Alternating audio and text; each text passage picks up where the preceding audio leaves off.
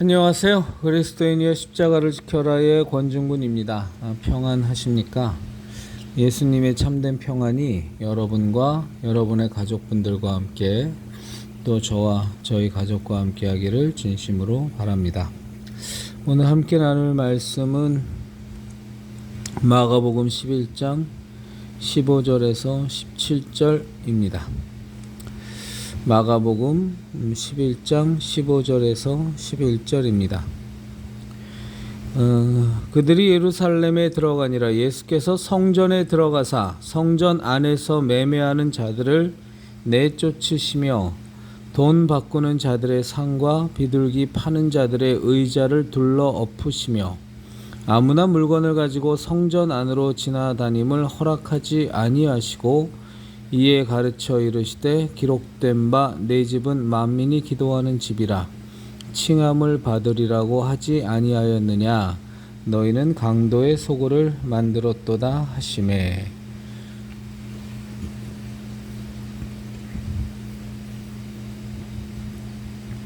18절 말씀도 읽을까요? 대제사장들과 서기관들이 듣고 예수를 어떻게 죽일까 하고 꾀하니 이는 무리가 다 그의 교훈을 놀랍게 여김으로 그를 두려워함이로라. 18절 대제사장들과 서기관들이 듣고 예수를 어떻게 죽일까 하고 꾀하니 이는 무리가 다 그의 교훈을 놀랍게 여김으로 그를 두려워함이로라. 다 잘 아시는 말씀의 내용입니다.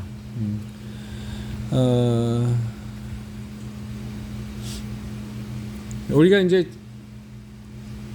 좀 착각하는 것 중에 하나가 뭐냐면 착각하는 것 중에 하나가 뭐냐면 예수님을 정죄하고 그다음에 그 이스라엘 백성들을 선동해서 빌라도가 예수님을 놓아주려고 하는 여러 가지 노력을 했음에도 불구하고 계속 백성을 선동해서 그 예수님을 바라바를 차라리 놓아주고 예수님을 십자가에 못 박으라고 외치게 만든 선동한 대제사장들을 우리가 이렇게 언뜻 생각하면 굉장히 악질적이고 그냥 척 보기에도 아주 그냥 못돼 처먹은 그런 대제사장 그리고 또 율법사들 이렇게 바리새인들 이렇게 생각하는 그런 경향이 있습니다. 그건 그냥 연상이 돼서 그럴 겁니다. 예수님을 무죄한 예수님을 자기네들의 뜰 안에서 정죄하고 또 빌라도에 가서 빌라도 자체가 죽일 죄를 찾지 못하였다고 말했음에도 불구하고 그냥 몇 대 때려서 놓겠다고 하는 빌라도를 그렇게 계속 백성들을 선동해서 압력을 행사해서 기어코 그 모진 채찍질을 당하게 하시고가 아니죠. 당하게 하고 기어코 예수님을 십자가에 못 박아 죽이는 그리고 돌아가시고 난 뒤에도 예수님이 죽임을 당하고 난 뒤에도 또 빌라도를 찾아가 갖고 저들이 3일 만에 예수님이 부활한다고 하는 그런 얘기들을 떠들고 다니니까 정말 군병들을 보내셔서 절대 그 시체를 훔쳐가고 나서 부활했다고 또 속일까 염려되니 그것을 막게 해 주소서 하고서 또 빌라도에게 또 간청까지 하는 이런 그 상황적인 요소 때문에 그 대제사장들의 무리들을 바리새인들의 무리들을 이 서기관들의 무리들을 우리들이 굉장히 악질적이고 못돼 처먹은 놈으로 이렇게 생각하는 그런 생각들이 자꾸 들죠. 그런데 정말 그렇지 않았을 겁니다. 아마 그들은 예수님이 그 공생애를 시작하기 전까지는 정말로 많은 사람들에게 많은 이스라엘 백성들에게 존경을 받았고 그들이 앞에 지나가면 모두가 다 아마 예의를 갖추고 공경의 모습을 보였을 거예요. 그들은 그런 위치였습니다. 그들이 이스라엘 백성들은 그 메시아의 신앙을 갖고 있었고 우리를 구원하실 구세주가 오시면 정말로 우리를 진정으로 이 모든 죄악과 이 모든 어려운 지경에서 우리를 구원해 주실 하나님의 아들이 오실 거야라는 그 메시아 신앙을 갖고 있었기 때문에, 또 그것은 물론 그 율법사들과 대제사장들에 의해서, 서기관들에 의해서 평소 때 성전에서 혹은 뭐 각자의 회당에서 이렇게 교육되어졌겠죠. 그래서 이제 그런 마음들을 갖고 있었던 우리 이스라엘 백성들이 보기에 그 대제사장과 그 율법사들과 서기관들을, 그리고 바리새인들은 너무너무 존경스럽고 범접할 수 없는, 겉으로 보기에도 그 위엄과 그 무언가 구별된 자 같은, 바리새인에서의 그 바리새인이란 뜻이 구별된 자라는 뜻이니까 그런 존경받는 인물이었을 거라고요. 아마 외모적으로도 굉장히 위엄이 있고, 굉장히 뭐 말 한마디라도 되게 무게감이 있고, 신뢰가 팍팍 가고, 함부로 대할 수 없고, 함부로 대할 엄두조차도 못 내는 그런 존경받던 대상들, 공경의 대상들, 범접하기 어려운 그런 대상이 대제사장이었고, 사두개인이었고, 그들이 율법사였고, 그들이 바리새인이었고, 그들이 서기관이었을 겁니다. 일반 백성의 시각에서 보면 말이죠. 절대로 뭐 보면 무슨 사기꾼 같이 생겨 먹었고, 양아치 같이 생겨 먹었고, 제비족 같이 생겨 먹었고, 그냥 그 말하는 뽐새나 뭐 여러 가지를 그냥 봐도 뭐 이거는 뭐 도무지 뭐 천박하기 그지없고, 이거는 뭐 일반인의 상식에도 못 미치는 그런 쌍스러운 존재들이 결코 아니었다라는 거죠. 그래서 그들에게 할 수 있는 모든 존경과 모든 공경을 이스라엘 백성들은 대제사장들과 사두개인들, 서기관, 바리새인들 같은 이 종교 지도자들에게 다 표하면서 살았겠죠. 왜냐하면 그들은 그렇게 교육되어졌고, 또 그것에 익숙해졌고, 그리고 무엇보다도 그들에게는 하나님의 아들 메시아가 올 것이라는, 그날이 오면 자기네들이 지금 처한 이 모든 어려움과 모든 이 곤고한 상황에서 구원을 받을 수 있을 것이라는, 그 구원이라는 것이 지금 우리가 믿고 있는 영원한 생명, 하나님과의 원래의 관계의 회복 이라는 그 구원과는 비록 아니었을지 몰라도, 지극히 어떻게 보면 로마의 압제로부터 해방이 되어지고 이스라엘의 시온의 영광을 회복하고 어마어마하게 초강대 국가가 되는 그런 구원의 모습을 꿈꾸고, 그런 모습을 꿈꿨을지는 모르겠지만, 뭐 그렇다고들 우리 신학자들은 많이 얘기를 하니까 뭐 그런가 보죠. 그래서 그런 우리가 지금 갖고 있는 이 구원의 종국적인 모습, 정말 하나님이 예비하신 그 천국에서 영원한 생명 가운데 하나님의 자녀가 되어 하나님과 하나가 되어 우리가 예수님 안에, 우리와 예수님이 하나님 안에 들어가는 이 삼위일체의 신비 속으로 들어가는 그런 종국적이고 궁극적인 구원의 모습은 아니었을지라도 어쨌거나 그들에게는 메시아 신앙이라는 것이 있었단 말입니다. 그래서 그들은 율법사들에 의한, 대제사장에 의한 명령과 규례들을 참으로 열심히 지켰어요. 안식일을 범하지 말라 그러면 범하지 않았고, 안식일의 참 의미를 예수님께서 와서 해석해 주기 전까지는 정말 고지곳대로 글자 그대로 그냥 그 대제사장과 율법사들이, 바리새인들이 가르쳐 주는 대로 안식일서부터 그 어렵고 힘든 모든 율법들을 다 지켜나갔단 말이죠. 그 중에 하나가 죄 속죄함을 받는 죄사함의 이 거룩한 의식이었습니다. 그들은 속죄를 받기 위해서 1년에 한 번이든 아니면 절기든 간에 그들은 자신이 지은 죄를 속죄함 받기 위해서 소와 양을 준비했고, 그때 지은 죄를 속죄받기 위해서도 제사를 드렸고, 또 대속죄를 맞아서도 또 제사를 드리는 일을 했지만, 때로는 그들은 예루살렘과 굉장히 먼 곳에서도 살았고, 그래서 그들은 자신들이 속죄함을 받기 위해서 양이나 염소나 비둘기를 데리고 자기 집에서부터 성전을 향하여 그들은 왔습니다. 그들이 택한 양과 염소와 비둘기는 뭐 그냥 날짐승이니까 그렇다 돈 치더라도 그들이 택한 그 소와 양은 정말로 가장 흠없는 율법 그대로 흠도 없고 점도 없는 것들을 엄선해서 그 이스라엘 백성들은 속죄의 제사를 위해서 자기 집에서부터 먼 길을 왔을 거예요. 그리고 그것이 너무나도 피곤하고 귀찮은 일이었지만 그럼에도 불구하고 메시아 신앙을 갖고 있었던 이스라엘 백성에겐 속죄함을 받는다라는 것은 결코 양보할 수 없는 내 신앙의 가장 중요한 부분이었기 때문에, 그래서 그들은 정말로 지극정성으로 양을 엄선하고 지극정성으로 소를 엄선해서 성전으로 그들은 향했습니다. 그리고 예루살렘에 도착했죠. 그리고 그들은 죄사함을 받기 위해서 그 성전의 제사장에게로 그들이 준비한 예물을 가지고 양과 소를 가지고 제사장 앞에 나아갔습니다. 그런데 자신들이 준비한 그 예물이 속죄 예물이 거절을 당하는 거예요. 왜? 흠이 있다고, 흠 있는 걸 가져왔다고, 점 있는 걸 가져왔다고, 이것은 예물로 적합하지 않다고 제사장이 선언을 해버리는 겁니다. 너무나 황당한 일이죠.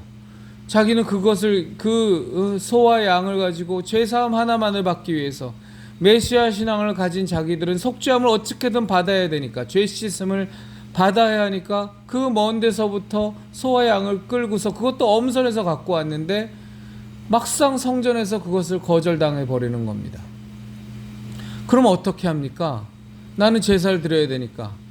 그랬더니 이미 그 성전판에서 장사판이 벌어진 거예요. 저기 소 파는 자가 있어, 저기 양 파는 자가 있어, 저기 비둘기 파는 자가 있어, 거기 가서 네가 돈을 주고 가서 그것을 사면 돼. 너무 이해가 안 되는, 자기가 보기엔 순전하고 참 흠없는 것을 골라왔는데, 그것도 아주 보기에 좋고 살찐 것을 골라서 그 고생을 하면서 끌고 왔지만 거절을 당하니, 대제사장이 그렇다고 하니 뭐 어쩌겠어요. 그래서 성전에 가서 그 소와 양을 샀습니다. 사려고 봤죠. 봤더니 이건 뭐 너무너무 형편없는 거예요. 내가 애써서 끌고 온 그 소와 양과 비교해도 그것에도 훨씬 못 미치는 소와 양을 그곳에서 팔고 있는 겁니다. 그리고 그 가격도 보니까 말도 안 되는 비싼 가격에 폭리를 취해서 그것을 파는 거예요. 그래도 뭐 어쩌겠습니까? 사야죠. 그 먼 데서부터 속죄함 받기 위해서 왔는데, 내게 심어져 있는 그 메시아 신앙에 기초한다면 언젠가 오실 구세주 메시아를 기다리는 나로서는 반드시 속죄함을 받아가며 이 속죄의 제사를 치르며 그분을 기다려야 하는 거니까. 그래서 그 비싼 돈을, 몇 배나 되는 비싼 돈을 자기가 갖고 온 소와 양보다도 형편없이 질이 낮은 것을 돈 주고 샀습니다. 그리고 제사를 드렸어요. 그리고 죄사함의 선포를 제사장으로부터 받고 돌아갑니다. 그 돌아가는 그 사람의 마음이 어땠겠습니까? 자기가 끌고 온 소와 양은, 너무나 좋은 흠도 없고 점도 없는 소와 양을 다시 끌고 가면서 자기 고향 집으로, 그리고 말도 안 되는 소와 양을 그 몇 배나 되는 비싼 값에 그것을 치르고 속죄함을 받았다는 선포를 들고 다시 고향으로 돌아가는 그들의 마음 속에는 정말로 커다란 물음표가 찍히는 거예요. 이게 맞아? 정말로 이 말도 안 되는 이 폭리를 취하면서 소와 양을 팔아먹는 저 장사치들이 드글드글하는 성전에서 울며 겨자 먹기로 정말 어려운 형편에 속죄 제사를 치르겠다고 그 말도 안 되는 예물을 사서, 제물을 사서 제사장에게 갖다 바치고, 그리고서 제사를 드리고 속죄의 선포를 받고 돌아는 가는데, 정말로 이게 맞나? 내가 여태까지 배웠던 하나님에 비춰본다면 내가 믿는 하나님이 이런 하나님이었나? 이런 제사가 정말로 나의 죄를 속할까? 이 제사가 말이 돼? 저 성전에서 순 장사치들이 우글우글거리면서 가뜩이나 살기가 어려워 죽겠는데 내 돈의 주머니를 톡톡 다 털어서 말도 안 되는 흠 많고 점 많은 그 재물을 사서 그리고 그것을 갖다 바쳐서 죄 사함의 선포를 받기는 받고 돌아가지만 정말로 이게 말이 되는 죄상가라는 그 회의가 왜 메시아 신앙을 갖고 그것을 간절히 바랐던 이스라엘 백성들의 마음속에 왜 들지 않았겠냐는 말이에요. 당연히 들지 않았겠어요? 그것도 만에 하나가 아마 실제적으로 그런 일이 벌어졌을 텐데 지난번에도 그러더니 지지난번 제사 때도 그러더니 이번에도 또 그러고 이 반복되는 말도 안 되는 현실 속에서 드려지는 그 제사가 정말로 하나님께서 기뻐 받으시는 제사일까? 그리고 이따위 제사를 통해서 내가 죄사함을 진정 받기는 받는 걸까? 내가 제대로 받지 못했다면 나는 메시아 그분이 이 땅에 구세주로 올 때 난 죄 있는 자의 모습이 되어서 제대로 구원도 받지 못하는 그렇게 탈락되는 사람은 아닐까? 온갖 생각이 다 드는 그 제사를 보고 그 성전을 보고 예수님은 경노하시는 겁니다. 경노하시는 겁니다. 이 만민이 기도하는 집인, 죄사함을 받는 집인 이 성전을 장사치들의 장사터로 만드는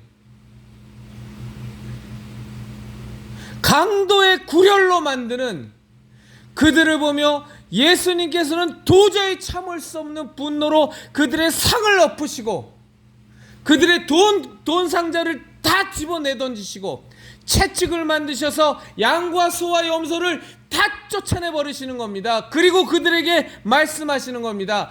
어찌하여 하나님의 성전인 아버지의 집을, 만민이 기도하는 집을 너희가 강도의 구렬로 만드느냐, 이 강도 같은 놈들아.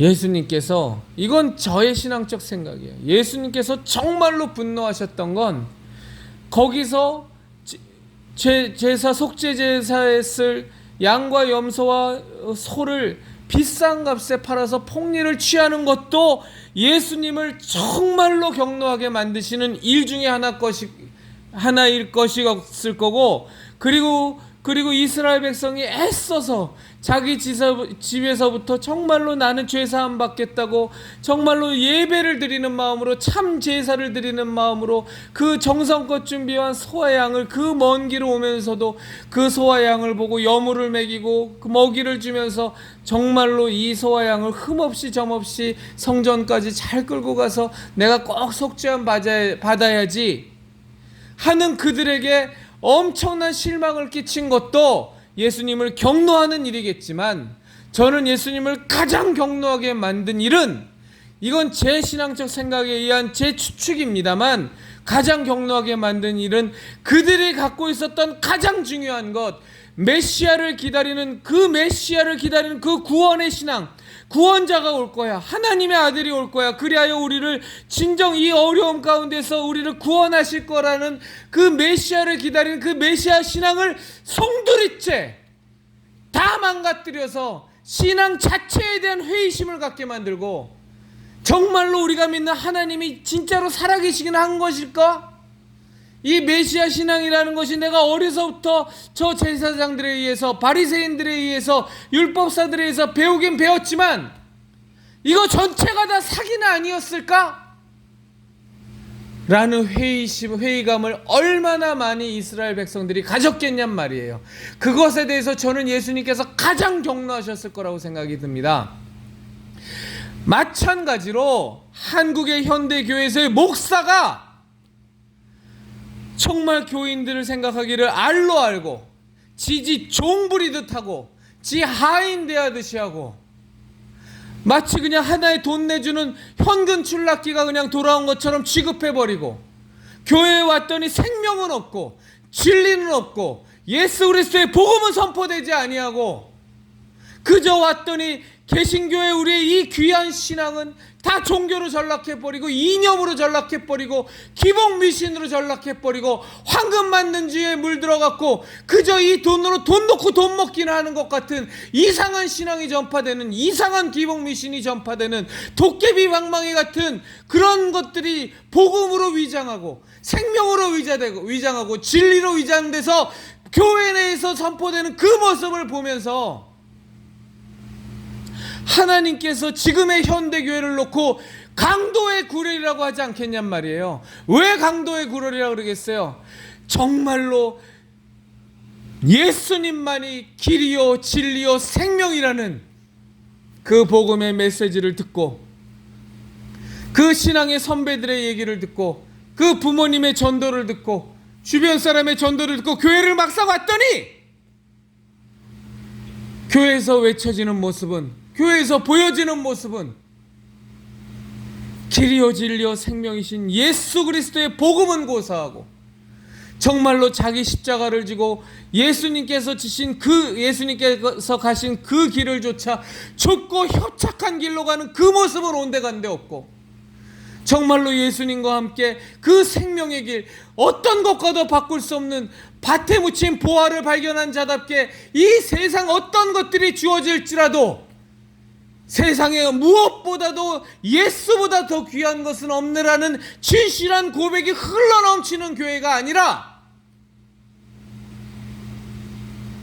그저 헌금하면 복을 늘어지게 받을 거야, 11조 하면 아주 네 인생이 그냥 다 필 거야, 그러니까 돈 내, 그러니까 헌금해, 목사 말 들으면, 목사 말 순종하면 그 말이 무슨 말이건 간에 철저히 순종하면 너와 그냥 너희 집안에 그냥 신세가 늘어질 거야. 처음 들을 땐 그런가 보다 하고 또 듣고서 그럴 수도 있겠지, 이런 간증 듣고 저런 설교 들으면서 그럴 수 있겠지 하고 갔는데 자꾸만 회의가 드는 거예요. 성경을 알면 알수록, 주의 말씀을 대하면 대할수록 하나님께 정말로 내가 열심히 신앙생활을 해야지, 내가 이제 하나님의 은혜로 말미암아 구원받았으니 내가 하나님 뜻대로 살아야지 하면서 배려할 사람들처럼 말씀을 묵상하면 묵상할수록, 주님께 나아가서 무릎 꿇고 기도하면 기도할수록 주의 성령이 내게 임하셔서 정말로 성령께서 나를 충만케 하면 충만케 할수록 자꾸만 회의가 들고 자꾸만 물음표가 찍히고 자꾸만 고민이 드니 의심이 드는 이 한국의 현대 개신교회를 보면서 하나님께서 왜 경노하시지 않겠냐는 거예요. 왜 경노하시지 않겠냐고. 기독교 신앙을 기복미신으로 만드는 것도, 그리하여 이 교회판을 설교를 통해서 돈이나 벌려고 하는 장사판으로 만드는 것도 하나님을 경노하게 하시는 일이겠지만, 더욱더 하나님을 경노하시게 하는 일은 그래도 교회에 가면 구원이 있을 거야, 그래도 교회에 가면 진리가 있을 거야, 저들이 예수님만이 구원이라고 하고 예수님만이 길이요 진리요 생명이라고 목이 터져라 외치는 저들의 모습을 보니 정말로 교회는 그럴지도 몰라 하고 일말의 희망을 갖고 왔던 사람들이 교회에서마저도 와르르 여기도 아니네, 또 사기당했네, 생명은 무슨 놈의 생명, 진리는 무슨 놈의 진리, 구원은 무슨 놈의 구원, 이따위 천박한 구원이 예수 그리스도께서 십자가에 못 박혀 죽음을 당하시면서까지 우리에게 주시고자 했던 그 구원이란 말인가? 이따위 돈 놓고 돈 먹기 신앙이 하나님의 아들 그 예수 그리스도께서 우리를 위하여 죽음을 당하시면서까지 우리에게 주시고자 했던 그 고귀한 그 진리란 말인가? 에 대한 근본적인 회의, 이걸 어떻게 수습하겠냔 말이에요. 어떻게 수습을. 저는 우리 그리스도인의 십자가를 지켜라의 채널을 통하여 알게 된 우리 십자성의 형제 자매님들과 함께 정말로 두 가지의 목표를 갖고 있어요. 첫째 목표가 뭐냐 하면 정말로 우리 십자성을 통하여 많은 이들이, 아직까지 예수님을 믿지 못하고 하나님을 알지 못하는 불신자들이 이미 거의 대부분의 교회에서 다 포기해버린, 전도하기를 포기해버린 그 불신자들을 우리가 어찌하든지 전도하고 그들을 하나님의 자녀로 거듭나는 역할을 해야 되겠다라는 한 가지 목표와, 또 하나는 우리들 평신도들이 정말로 이렇게 열심히 주님의 일을 해서 교회에 실망하고 좌절하고 상처받고 온갖 어려움과 고통 속에서 신음하다가 떠나버린, 소위 말해서 이미 200만 300만을 헤아리고 있는 그 가나안 성도들을 다시 하나님께로 돌아가게 하는 중간 가교 역할을 우리 십자성이 해야겠다는 생각을 저는 많이 갖습니다. 그것이 우리가 해야 될 가장 커다란 중요한 미션이라고 생각해요. 그래서 그것을 위해서 우리는 정말로 매진을 하고 앞으로도 정말로 기도하며 하나님께서 우리에게 영력을 더하시고 우리에게 구령의 열정을 더하시고 정말로 하나님께서 그토록 사랑하시는 그 영혼들을 위하여 우리가 복음을 전하고 찬양을 하고 정말로 어떤 어려운 일을 당할지라도 무슨 일이라도 우리가 감당하겠습니다 라는 결심을 갖고 그 일을 해나가겠지만, 그러면서도 마음 한편에 드는 커다란 의구심 하나는, 과연 그들을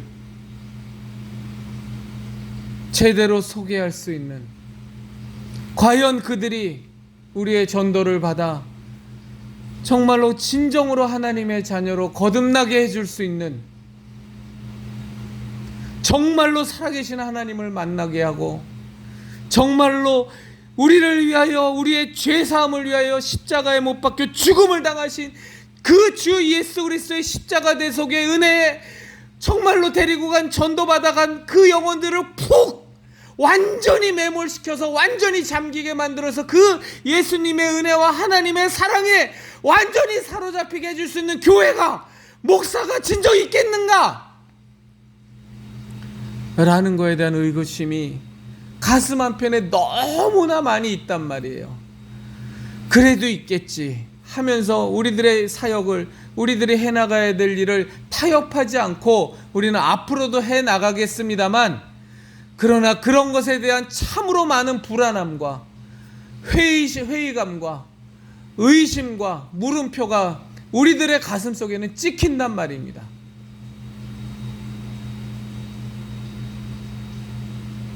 적지 않은 노방전도를 하면서 때로는 하나님께서 정말로 오고 가는 그 아무런 연고도 없는 그저 스쳐 지나가는 사람들의 마음에 감동을 주셔서 정말 그들이 와서 진지한 얼굴의 표정을 하고 어느 교회를 다니면 좋을까요? 교회 소개시켜 주세요 라고 얘기할 때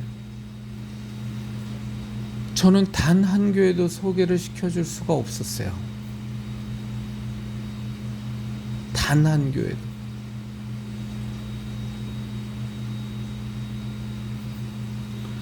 그때는 제가 은평제일교회를 다니지 않을 때고 다른 교회 다닐 때였는데, 제가 혼자서 노방전도 열심히 할 때는 지금 은평제일교회가 아니라 다른 교회를 다닐 때였어요. 그때 그분들이 오셔서 어느 교회 다닐까요? 선생님 다니시는 교회는 어디신가요? 물어볼 때 제가 다니는 교회를 얘기를 하면서도 마음 한편에 드는 생각이, 언제 한번 가보겠습니다 하고 그분이 얘기하고 가요. 그리고 돌아오는 내내 발걸음이 무겁습니다. 언제 저분이 오실지 모르겠지만 온다고 한들 지금 내가 다니는 이 교회의 저 목사의 설교를 듣고 이 교회의 이 영적 분위기 속에서 과연 저 사람이 거듭날 수는 있겠는가? 정말로 하나님을 만날까? 정말로 예수 그리스도의 십자가 대속의 은혜를 뼈저리게 자신의 것으로 받아들일 수 있을까? 에 대한 강한 의구심 때문에 참 많이 힘들었었습니다. 이건 저만의 문제가 아니에요. 제가 오늘도 한 분하고도 또 그런 어떤 하나님께서 또 어떤 분의 연락을 받게 해주셔서 그분과 함께 많은 얘기를 나누고 함께 기도했습니다만, 정말로 말이죠, 제가 목사들을 폄하하려고 하는 얘기가 아닙니다. 이 얘기는 정말로 정말로 목사들은 모릅니다.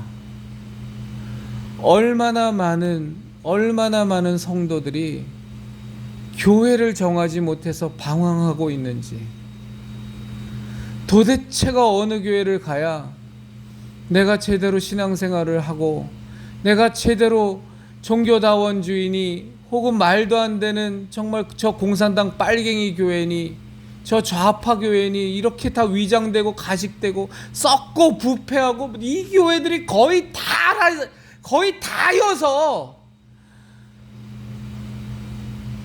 종교다원주의에 빠져 있거나 아니면 썩고 부패했거나, 그래서 맨 도깨비 방망이 같은 교회, 기복 미신이 흘러넘치는 교회, 돈밖에 없고 그저 물량주의, 외형주의, 교인할 길을 못같이 알고 오면 반갑고 가면 그만이고, 아니면 뭐가 좀 정말로 저기는 정의와 공의가 살아있고 저긴 제대로 된 데 같아 하면 그냥 거기는 좌파 빨갱이 공산당 교회고, 그런 저런 것들 때문에 얼마나 많은 성도들이 교회에서 상처를 받고 그 상처를 받아 교회를 떠났다가 다시 교회를 정할 때까지 얼마나 많은 시간 동안 혼자서 울며 통곡하며 괴로워하고 힘들어하며 이 교회 가서 힐끔 저 교회 가서 힐끔, 또 인터넷에서 설교 들으면서 혹시 괜찮을까, 그래도 한 번은 가서 들어봐야지 하고 듣다가 또 실망, 그래도 한 번 실망한다고 그러면 되겠나, 그래도 한 달은 다녀봐야지. 그럼 오고 가는 사람들이 그 교회 이미 기존의 교인들이 뭐 아는 척 하는데, 또 아는 척 하면 내가 괜히 또 서로 불편해질 수 있으니까 그냥 무슨 뭐 죄진 사람처럼 몰래 가서 예배나 드리고 있다가 그냥 쪼로로 집에 와서 이 교회가 맞을까, 이 교회가 맞을까, 그래도 한 달은 다녀봐야지, 그래도 한 2달은 다녀봐야 되지 않겠어? 그래서 교회 등록도 못하고 다른 사람들하고 면도 못하고 그냥 쥐 죽은 듯이 무슨 죄진 사람처럼 가서 교회에 그냥 예배 드리면서 한두 달 들어보다가 또 여기도 또 아니구나, 그러면 또 어느 교회가 좋다지, 또 여러 사람한테 물어봐서 그 교회 뭐 괜찮다던데, 또 가서 무슨 죄인처럼 가갖고서 그 예배를 그냥 그렇게 마치 동냥하는 거지 새끼처럼 들어가고 또 한 번 들어보고 또 한 달 지내보고 2달 지내보고, 아이고 그래도 그래 여긴 좀 난 것 같으니 여기 한번 좀 다녀보자.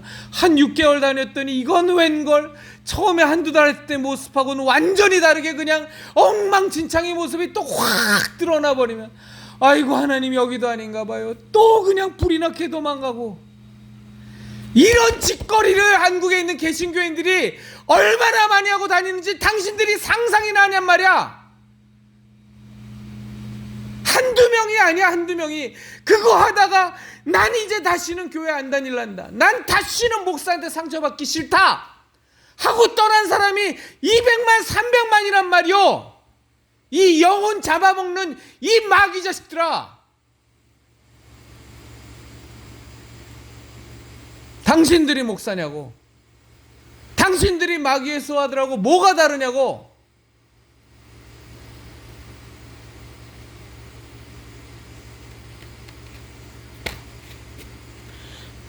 전광훈 세력이 이단성이 있고 사이비성이 있고, 저는 전광훈 세력을 적그리스도라고 저는 개인적으로는 전 그렇게 생각해요. 전광훈이 이단이냐? 저한테 물어보면 저는 당연히 전광훈은 이단이죠. 저한테 전광훈이 사입이냐 물어본다면 전 당연히 사입이죠.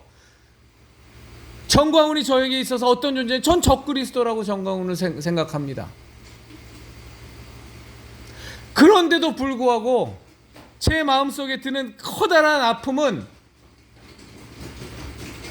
제가 이전에 했던 영상에서도 얘기했다시피 전광훈이 거저 나왔냐고, 전광훈 세력이 하늘에서 뚝 떨어졌냐고요. 한국 개신교계가 썩고 부패하고 타락한 그 결과물이자 부산물이 전광훈 세력이 아니냐고요.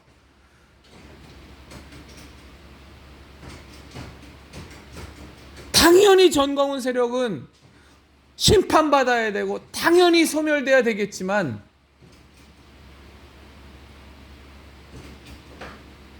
기성의 한국에 계신 교회에서 전광훈만이 욕하고 전광훈 교회를 욕하는 당신네들은 정말로 지금 전광훈 이 사태에 대해서 자유롭냐고, 정말 당신들은 뭐 하나 난 게 있냐고. 다 그 밥에 그 나물이고 다 도토리 키재기지.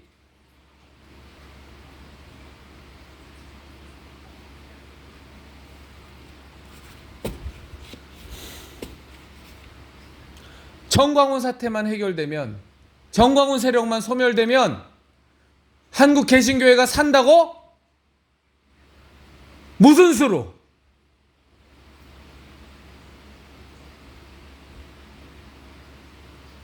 죄다다다 종교다운주의 받아들이고, 죄다다다 돈밖에 모르고, 죄다다다 외형주의, 물량주의, 황금만능주의, 기복미신으로 꽉꽉 차 있는데 목사들이란 작자들이 입에 거짓말을 달고 살고, 뭐 선의의 거짓말이네 뭐네 허울 좋은 명분만 들어다면서 입만 벌리면 거짓말해야 되는데 그런 목사가 하나 둘이냐고. 당신네들이 한국 개신교회에서 정말로 예수님 제대로 믿고자, 하나님 믿고자 진짜 다 찢어진 가슴을 안고 방황하고 힘들어하는 그 성도들의 아픔에 대해서 눈꼽만큼이라도 알 것 같습니까? 아직도 교권주의에 사로잡혀서, 아직도 목사들의 카르텔 속에만 있어도 그저 목사들은 우월한 존재처럼 애헴거리고들 자빠져 있고, 성도들이라면 간이고 쓸개고 다 내어주고 목숨까지라도 바쳐가며 섬길 것 같이 말은 하지만, 그러나 지들끼리만 모이면 낄낄거리고 우월감에 사로잡혀서 성도들 무시하고 교인들 무시하고 함부로 대하고 지들끼리 강단 나눠 먹고, 교회에서 성도들이 내 헌금 갖고서 월급 외에 자기네들끼리 한 번은 내가 이 목사 우리 교회 와서 설교 좀 하지, 한 번은 그래 김 목사 당신이 나 초청했으니 이번엔 당신이 우리 교회 와서 설교해. 그래서 부흥회 돌려먹고, 그래서 월급에 수백만 원씩 또 챙겨가고, 그런 짓거리를 한두 번 했냐고. 그리고 한두 명이 하고 있냐고. 대부분 다 하는 거 아니요? 대부분 다 하는 거. 당신들이 보기엔 성도들이 바보 등신 쪼다로 보일지 몰라도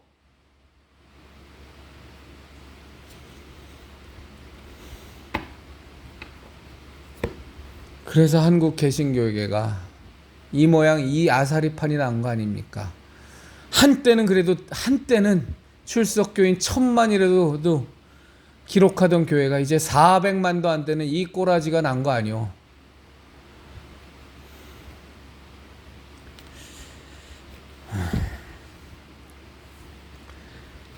그리스도인이여 십자가를 지켜라. 형제 자매님들, 우리 예수님의 진리의 십자가, 예수님만이 구원자이십니다. 예수님만이 구세주이십니다. 우리 정말 예수님만이 길이요 진리요 생명이라는 것 절대적으로 우리 믿으시고 그 신앙 꽉 붙드시고, 그래도 좋은 교회들이 몇 개라도 있으니, 그래도 이젠 쌀알보다 쌀벌레가 더 많은 현실이지만 그래도 쌀알이 없는 것은 아니니 우리 하나님께 기도하면서 좋은 교회들 등록하셔서, 우리 무교회주의자 되면 안 되니까요. 등록하셔서 우리 십자가 신앙, 예수님만이 길이요 진리요 생명이라는 이 십자가 신앙 절대 양보하지 말고, 절대 마귀 새끼들과 타협하지 말고 절대로 굳건히 지켜서 이 마지막 세대에 하나님이 약속하신 그 승리의 계가를 울리며 하나님이 우리를 향하여 갖고 계신 그 계획과 뜻을 온전히 이루어드리는 우리 그리스도인이 되기를 진심으로 바랍니다. 제가 이 동영상 찍고 아주 짧은 동영상 하나를 찍을 거예요. 같이 함께 얘기할까도 했다가 별도로 하는 게 좋을 것 같아서 동영상 찍고 나면 한 3, 4분짜리, 길어야 5분 안 되는 동영상을 하나 더 찍을 겁니다. 그것 알려드립니다.